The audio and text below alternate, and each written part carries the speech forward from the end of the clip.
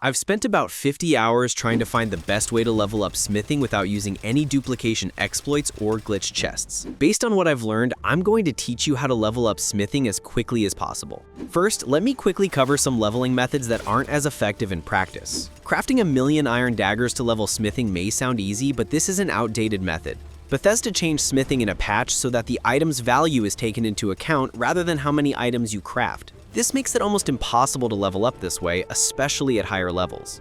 Using the transmute spell to turn iron into gold can take you all the way to level 100, but it is very slow and doesn't scale well. If you have the patience to repeatedly turn iron into gold and then craft gold rings, it works fine.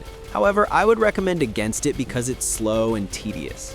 The best method I've found is crafting dwarven items. This works because dwarven scrap is extremely abundant. Markath alone has around 400 to 500 ingots worth of scrap. In addition, 2 quests that increase your experience gain while smithing take place in dwarven ruins, giving you another opportunity to collect scrap. First, get a companion.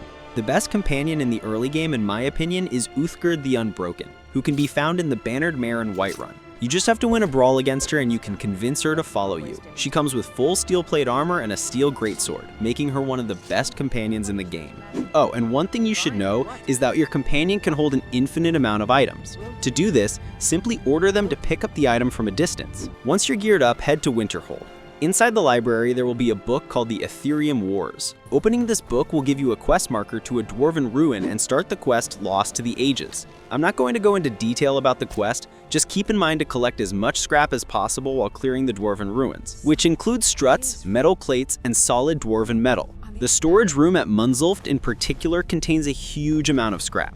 While most of the quest is adjusted to your level, the final boss can be tricky since it's a level 24 boss. I've found that circling it and letting the ghost shoot it works best. At the end of the quest, craft the Ethereal Crown, which allows you to have 2 Standing Stone powers at once. The crown should have the Lover's Stone's effects on it. You can find this stone just a short walk northeast of Markath. Your character should have the Warrior Stone's effects. These 2 effects combined give you a 35% bonus to smithing experience. We can increase our smithing gains even more, but first you need to reach level 14. Additionally, you need to be at smithing level 30 to craft dwarven items. I like to go to the Kolskegger Mines, which is right next to the Lover's Stone. It is the largest gold mine in Skyrim. Clear out the Forsworn, then mine out the gold completely. Before we start smithing, make sure to sleep in a bed first without the crown to gain the well-rested effect, then put it back on. This brings your total smithing experience gain to 45%. Craft the gold into rings and you should gain enough experience to reach level 30 in smithing.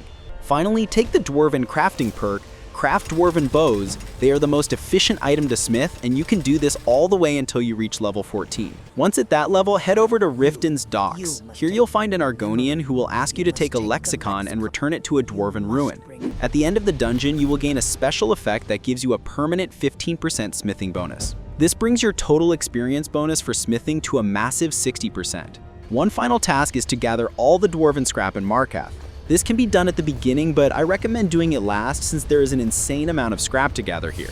Go to the keep and talk to Calselmo about killing a giant spider named Nimhi. Enter the dungeon and completely clear it out, collecting as much scrap as possible. You may have to leave and re-enter the dungeon multiple times. Your companion will be extremely useful when dealing with Falmer hordes and will also act as a pack mule. There are 3 rooms in the dungeon you have to clear: the quarters, the armory, and the control room. When you are done, talk to Calselmo and tell him that you killed the spider. He will give you a key and access to a museum.